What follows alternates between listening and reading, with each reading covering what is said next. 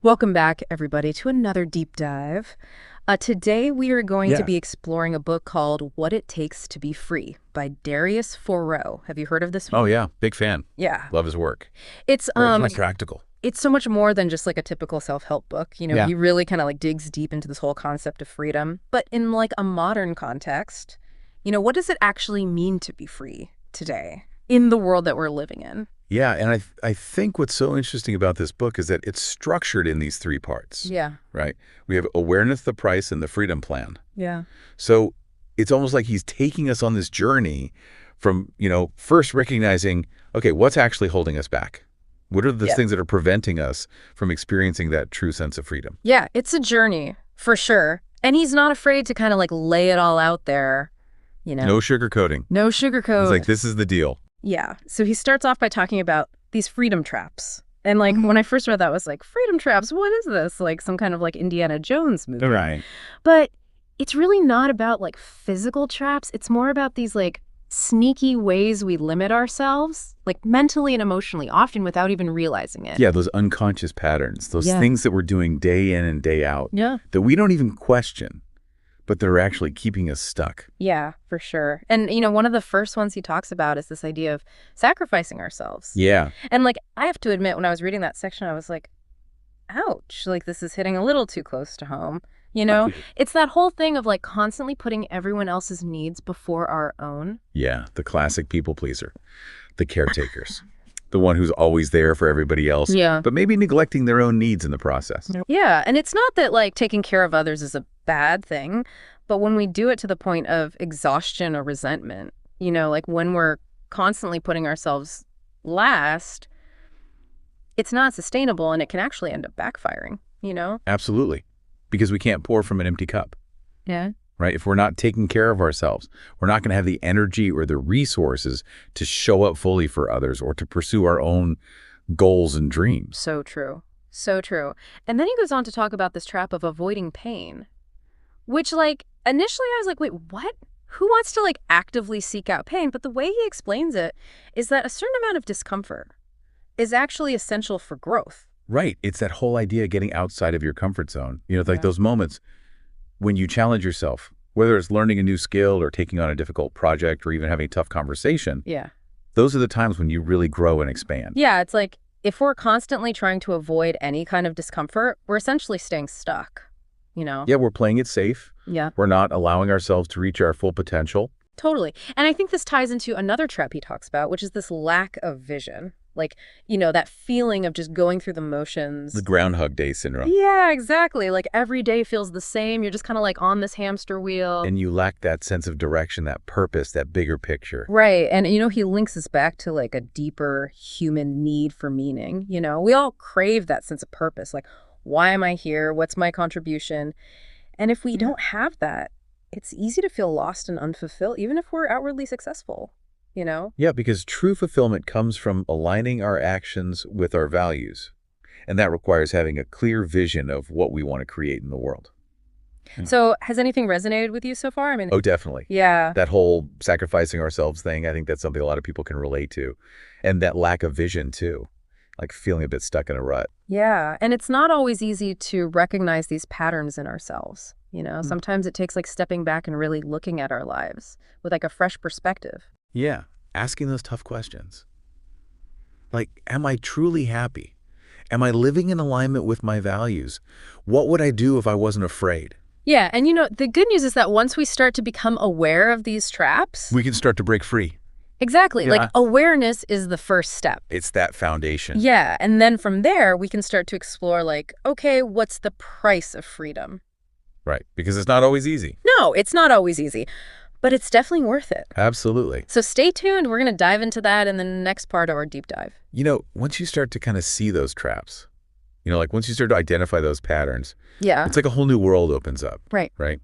But Foroux doesn't like sugarcoat it. He's very clear that freedom comes at a price. Yeah, he's like, okay, you want to be free. Yeah. This is what it's going to take. Yeah. It's not all rainbows and butterflies. No. It's not always easy. But it's not about like giving up things that are inherently good or enjoyable. Right? It's more about letting go of the things that aren't serving you anymore, the things that are holding you back from experiencing that true freedom. Yeah, letting go of the things that are weighing you down. Yeah, like baggage. Baggage, exactly. And one of the first things he talks about is giving up certainty. And I think this one is huge, especially in today's world, where everyone's looking for that quick fix, that guarantee, that sense of security. Right. We want to know what's going to happen. We want to control the outcome. Yeah, we crave that predictability. But Foroux is saying that clinging to certainty can actually be a trap. It can make us resistant to change and prevent us from taking risks that could lead to greater freedom and fulfillment. Like trying to hold on to sand, The tighter you grip it, the more it slips through your fingers. Ooh, that's a good analogy. And only constant is change, right? Yeah. So if we can learn to embrace uncertainty, to become comfortable with not knowing all the answers, it actually opens us up to a whole new world of possibilities. Yeah, it's like surrendering to the flow of life. Exactly. And then he talks about this idea of leaving comfort behind, which kind of sounds counterintuitive, right? Like, who wants to be uncomfortable? Yeah, I mean, we're all about like cozy blankets and Netflix, right? But he's not talking about physical discomfort necessarily. It's more about that mental and emotional discomfort that comes from pushing ourselves outside of our comfort zones. Yeah, it's about challenging those limiting beliefs, taking risks, trying new things. Because that's where the growth happens. Right. On the other side of our comfort zones. It reminds me of that Mike Tyson quote, "Real freedom is having nothing. I was freer when I didn't have a cent." Ooh, that's a good one. It's like sometimes we have to let go of those things that we think we need, whether it's possessions or status or even approval from others, to truly experience that sense of inner freedom. It's about detaching from the external and finding that freedom within. So powerful. And then he talks about this idea of releasing lies, like being brutally honest with ourselves and others. Oh, yeah. That one could be tough. It is tough because it's easy to get caught up in those little white lies or those self-deceptions. Stories we tell ourselves. Yeah, exactly. But Foroux argues that even those seemingly harmless fibs can erode our sense of integrity and ultimately limit our freedom. It's like we're building these cages around ourselves with our own deceptions. And it takes courage to break free from those cages, to face the truth, even when it's uncomfortable. But the freedom that comes from living authentically is so worth it. It's like a breath of fresh air, right? Totally. And then he talks about the importance of letting go of incompatible people. Oh, yeah. Remember that WhatsApp group anecdote? Yes, that was a good one. It really illustrated how, like, those social obligations, those relationships that aren't truly aligned with our values can really hold us back. And it's not about cutting everyone out of our lives who disagrees with us. Yeah. Right? It's more about recognizing which relationships are supportive and which ones might be draining our energy or keeping us stuck in old patterns. Yeah, it's about being mindful of the company we keep and choosing to surround ourselves with people who uplift us and inspire us. The people who celebrate our growth Yeah. and challenge us to be our best selves. Exactly. And Foroux also talks about this idea of overcoming the fear of money, which I think is something that resonates with a lot of people. Yeah, money can be a really loaded topic. It is. But he makes a strong case for, like, building financial literacy. Yeah. Developing those income-producing skills, not just to become rich, but to gain a sense of autonomy and choice. It's about taking back your power when it comes to money. Right. Because so often we let fear and limiting beliefs hold us back from pursuing our financial goals. Yeah, like I'm not good with money or I'll never be able to afford that. And it's about shifting those beliefs and recognizing that we have the power to create financial abundance in our lives. And when we do, that sense of freedom extends far beyond our bank accounts. Totally. It's about feeling empowered and secure. So, I mean, all of this is great, but I have to admit, hearing about all these sacrifices, it can feel a bit overwhelming at times. It's like freedom is great, but do I have to give up everything to achieve it? I hear you. It can feel like a lot. But I think the important thing to remember is that it's not about deprivation. It's about choice. Yeah. It's about consciously choosing what truly matters to us. Yeah, it's about aligning our actions with our values and our vision for the life we want to create. And sometimes that means letting go of things that are no longer serving us, even if it's hard. Letting go to make space for something new. Exactly. And I think that's where the real freedom lies. All right, so we've talked about the traps, we've talked about the price of freedom, but now comes the part I know you've been waiting for, the action plan. This is where Foroux really rolls up his sleeves and gives us the tools and strategies to actually put these ideas into practice. Yeah. He doesn't just leave us hanging with a bunch of vague concepts, No, it's like, okay, here's what you actually do. Yeah, he gets down to brass tacks. And what I really appreciate about his approach is that He acknowledges that, like, building a life of freedom is a journey. It's not like you just flip a switch and boom, you're free. It takes time, it takes effort, and it takes planning. Yeah, one of his key strategies is planning is everything. But here's the interesting thing. He encourages us to plan, not only for success, but also for failure. Whoa, planning for failure. I've never really thought about it that way. I mean, it kind of sounds counterintuitive, right? Like, who wants to think about failing? Yeah, but his point is that setbacks are inevitable. Like, life happens. Things don't always go according to plan, so it's much easier to navigate those challenges if we've already mentally prepared ourselves and have a plan in place. It's like having that safety net. Exactly. It gives you the courage to take bigger risks. Because you know that even if things don't work out exactly as planned, you'll be okay. That's so true. And it reminds me of that saying, hope for the best, prepare for the worst. Yeah, exactly. And speaking of taking risks, one technique that really resonated with me is what he calls the I can always technique. And it's especially helpful for anyone who's considering like a career change or a big life pivot, Okay, I'm intrigued. Tell me more about this I can always technique. So basically, it's about creating a list of alternative paths or options. So let's say you're thinking about quitting your job to start your own business.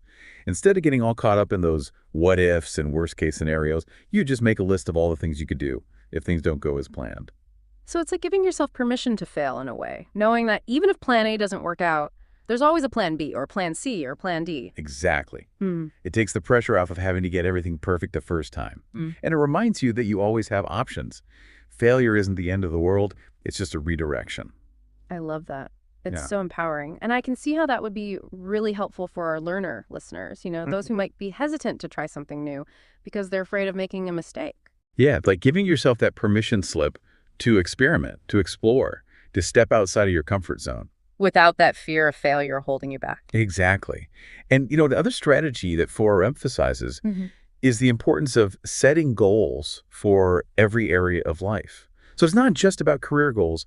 It's about thinking holistically, Yeah, like what do you want to achieve in terms of your health, your relationships, your finances, your personal growth, It's about creating that balance. Yeah, because true freedom encompasses all aspects of our lives, right? It's not just about one area. And when it comes to finances, Foroux is all about building what he calls a freedom fund, which is basically creating that financial foundation that gives you choices, that allows you to pursue your dreams without being constantly worried about money. Yeah, it's about taking control of your finances instead of letting them control you. And he gives some really practical tips for like systemizing your finances, automating your savings and investments.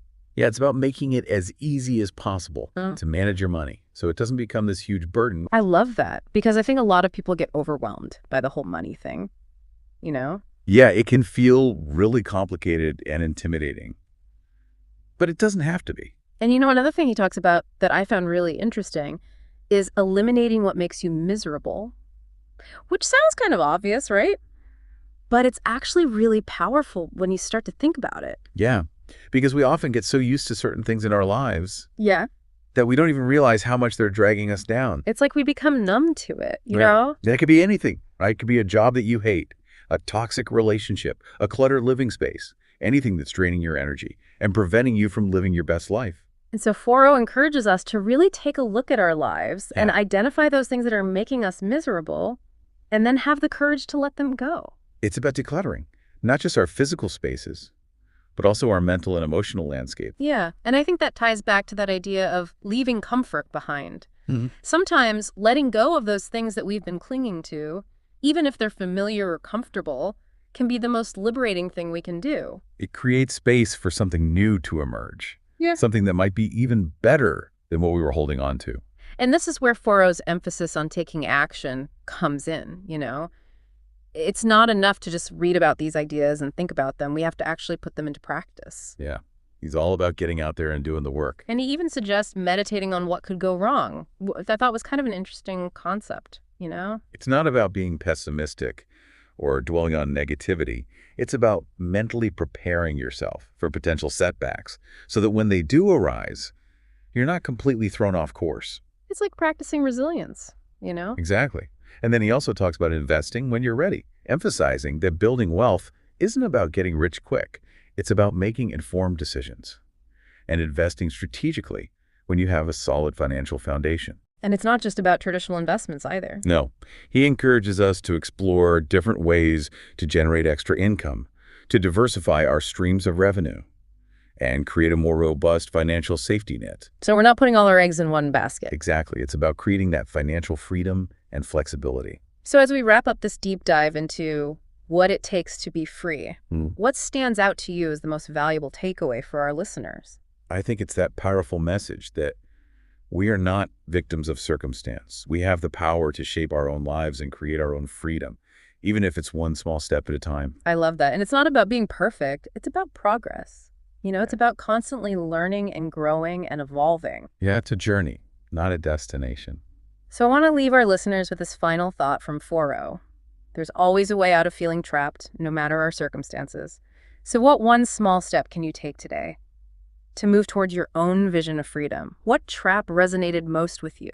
And what action can you take to break free from it? Remember, freedom is a journey, not a destination. And even the smallest steps, taken consistently, can lead to extraordinary transformations. Thanks for joining us on this deep dive. We hope it sparked some new ideas and inspired you to take action on your own path to freedom. Until next time, keep learning, keep growing, and keep seeking your own version of freedom.